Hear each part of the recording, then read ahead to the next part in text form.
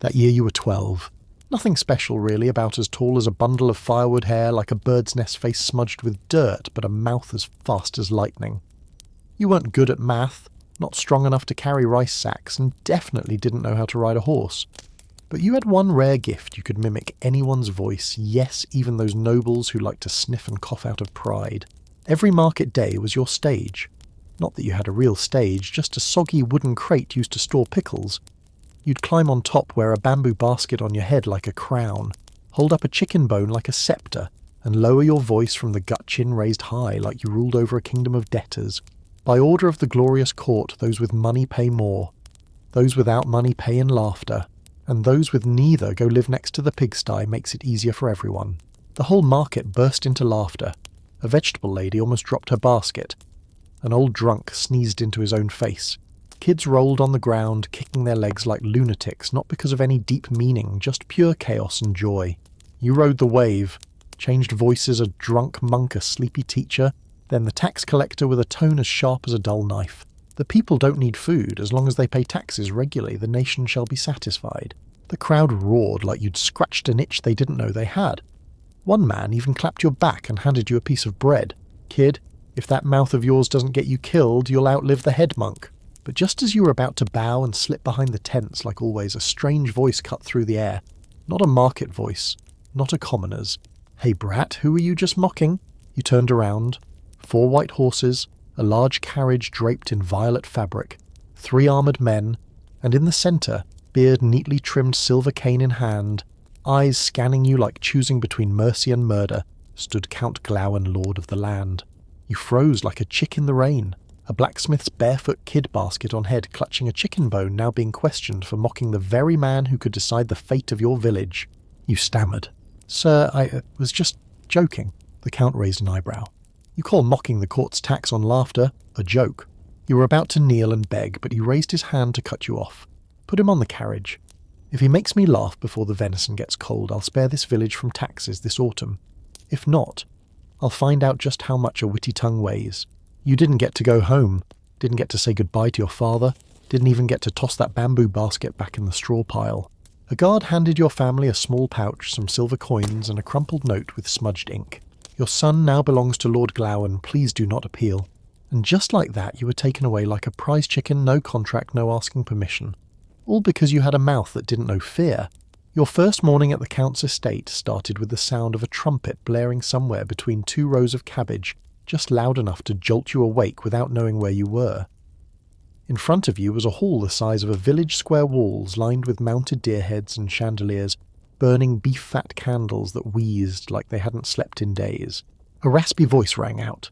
"The little peasants awake good. Get up and start bowing. Bow wrong and you lose your head." You looked up. An old nurse stood hands on hips holding a court jester's outfit, striped blue and red like a seahorse having a fit with a jingly cap to match. You tried to ask where your parents were, but she shoved the outfit into your arms and snapped. Questions later, smiles first. And so your new life began performing to survive. No school, no lessons. Your only teacher was a toothless ex-jester who lost his front teeth after making fun of a mustached noblewoman. He taught you the first rules with a wooden spoon. Rule 1. Making the rich laugh is not the same as making chickens laugh. Rule 2. Never touch the Count's dog unless you want to perform a one-handed act for the castle's doctors. Rule 3. If you don't know what the nobles are thinking, pretend you do, but make it funnier. You trained from dawn till nightfall, your voice, your falls, your impressions. Sometimes you even practiced, being hungry just to nail the scene of a beggar stumbling into a royal feast. The only person who seemed to care was the gatekeeper. He'd slip you a piece of bread whenever you nailed his wife's voice perfectly. Your first performance for the Count was a dinner banquet. They shoved you between 2 stools and said, "Stand there. Don't fall. Fall and you break your neck." In the great hall, the Count was gnawing on a goose leg, eyeing you like he was deciding whether you'd make a good dessert. Around him were nobles chuckling out of habit, saying nonsense as they spooned food with names longer than their titles. You bowed, took a deep breath, and began. "My lord, I was taught that whoever sits in the biggest chair must be the most powerful person at the table. But I see your dog is sitting on your chair, and you, my lord, are sitting next to its bones." The whole table froze, the dog growled, and the Count burst out laughing. Not a polite chuckle, not a forced smile, but a real thunderous laugh. He slammed his hand on the table, knocking wine onto a knight's armour, and just like that you were spared. Even better, you got a whole untouched apple pie as a reward. From that night on, you had a new name, the boy who shut the dog up, a title of honour in a castle, where dogs often decided who lived and who didn't. But one joke was never enough. You had to be funny every day and new every time. No one kept laughing at the bishop's laundry being switched with the cook's apron. So you started watching everyone, every servant's tick, every twitch of the count's face, every grimace from the lady when food was too salty.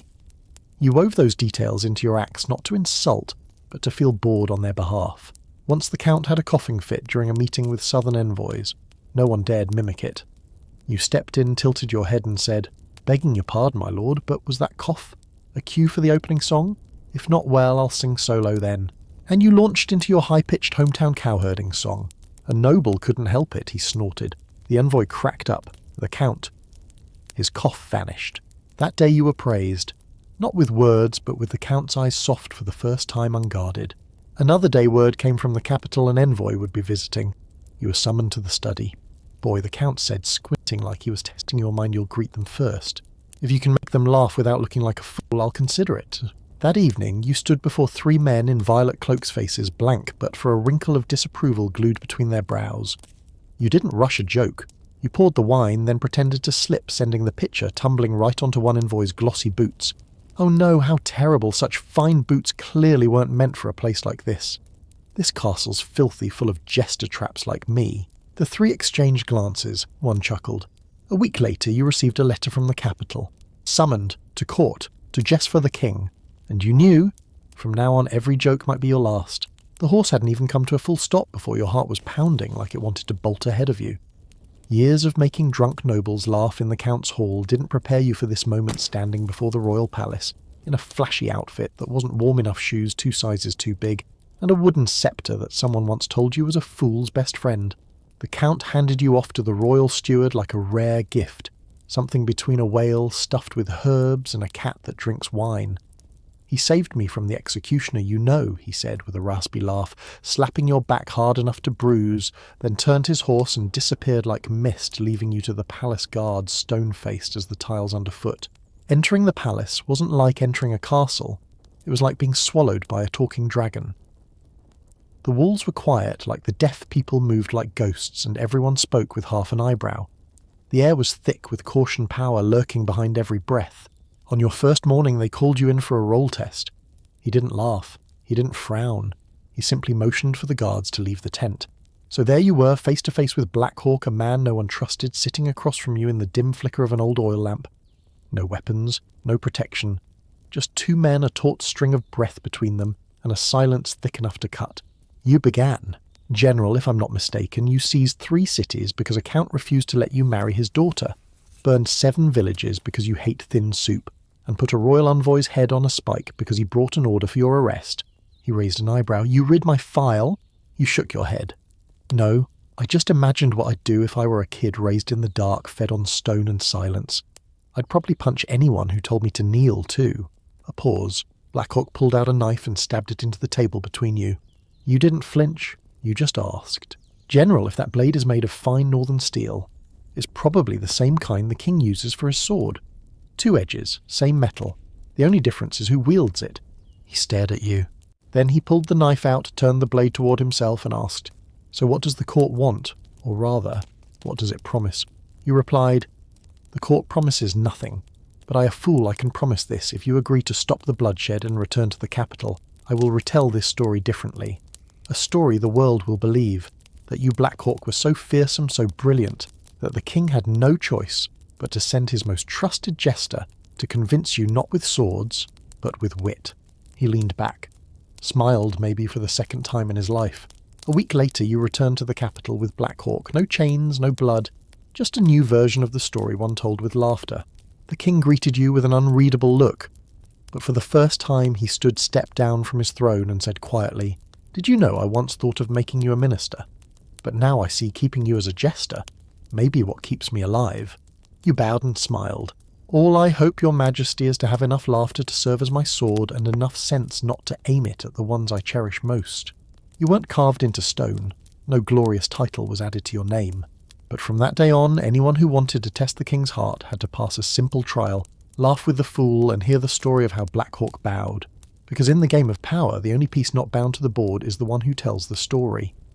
With a smile, a soldier coughed quietly. The air was thick with rust and resentment. But the Black Falcon didn't cut you down on the spot. That at least was a good sign.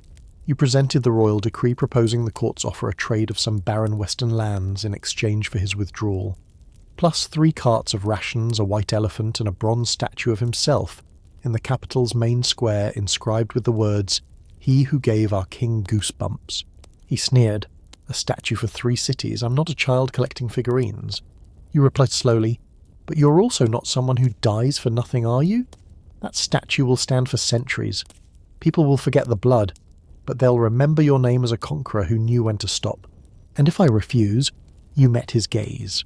"Then I return to report the envoy has failed, and his majesty won't send another jester next time, he'll send cannons." Jesters joke. Cannons don't. The air curdled. Black Falcon's hand hovered over his sword. 1 second. 2. You could hear your heart beat like a war drum in your chest. Then he asked, "Are you afraid to die?" "Yes, but I'm more afraid of dying before finishing this story. Let me end it, will you?" He raised an eyebrow. You continued briefly. "There once was a dog fiercely loyal. One day it brought back a piece of its master's clothing. People assumed it had eaten him, but in truth it had saved him from an attack and was killed for the crime.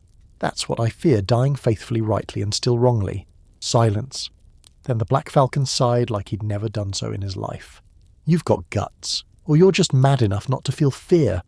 Lucky for you, I'm tired of killing." He drew a line on the map ordering his troops to retreat.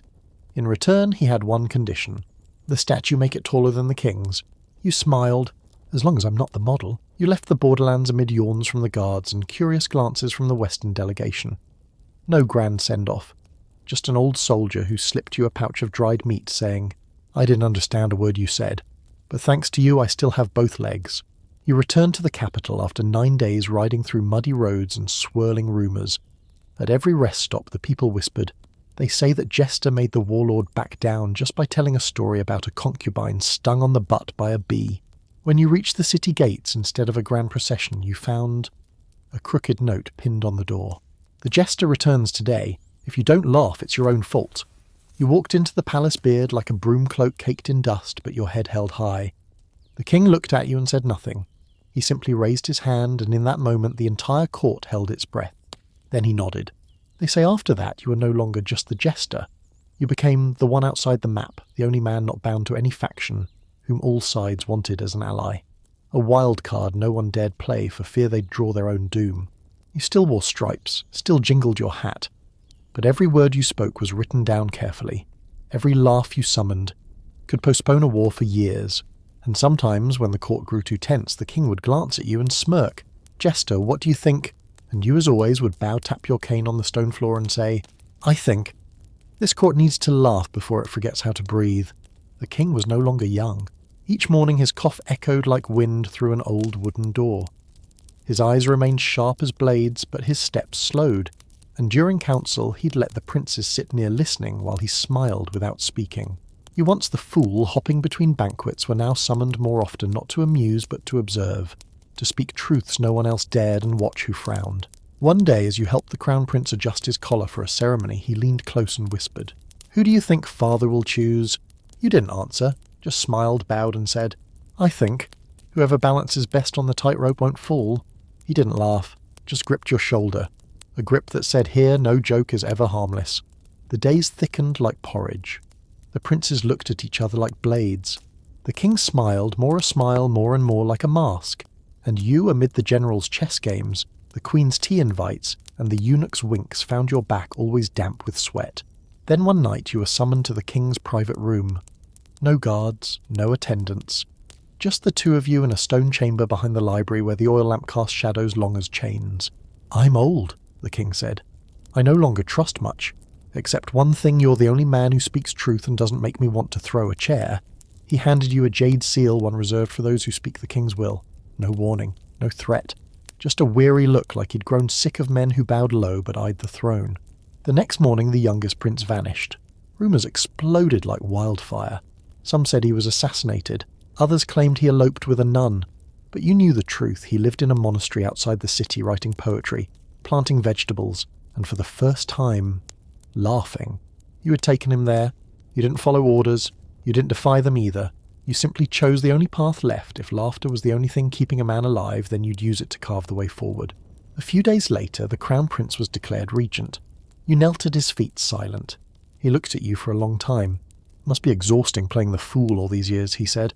You replied, "I'm not tired of being a fool. I'm just tired of laughing for people who don't know they're acting."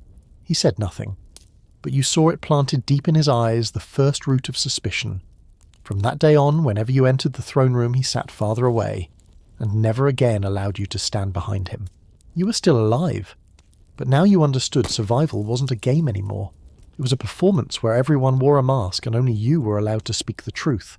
When the old king died, the court fell into a silence so deep it seemed they feared waking his ghost. But silence doesn't last, especially when an empty throne can rob so many of their sleep. The new king rose in a ceremony they called the Great Coronation, a fancy name for the next round of the same old chessboard. And this time, you weren't sure you had enough moves left to win. At first, the new king kept you close. He still laughed when you dropped your sly old jokes, still reminisced about how father used to laugh just like that. But you noticed each time he mentioned the past, his gaze darkened slightly, as if your laughter was the shadow he desperately wanted to escape and you too much like the shadow itself. Then one day a courtier who used to share a drink with you every New Year's feast fell off a ladder while drunk. The following week a clerk loyal to the late king vanished from the payroll. Then one night you heard hoofbeats vanish into the rain, carrying the corpse of a man who had once whispered in court, "The new king doesn't like inheritance." You understood. You were the inheritance. You were the laughter of a bygone reign. You knew too much. You'd heard whispers behind sealed curtains, witnessed the backroom bargains never written in history books. Then came the cough. It wasn't a performance dry sharp, full of the cold dust-lining palace hallways. You staggered at the next banquet, smiling with lips that trembled, eyes dimming. The next day you submitted a request to retire to the countryside for rest, carrying with me only memories and unshaken loyalty. The king approved it, without a word, just stamped the scroll ink red as blood on the edge of the page. You left the palace on a soft rainy morning. No one came to see you off. No one dared speak farewell. Your shadow stretched across the courtyard, long lopsided, unlike anyone else's. On the road home you sat quietly in the back of the cart, watching golden fields blur past. Children chased butterflies on the dikes. An old woman fanned dried fish.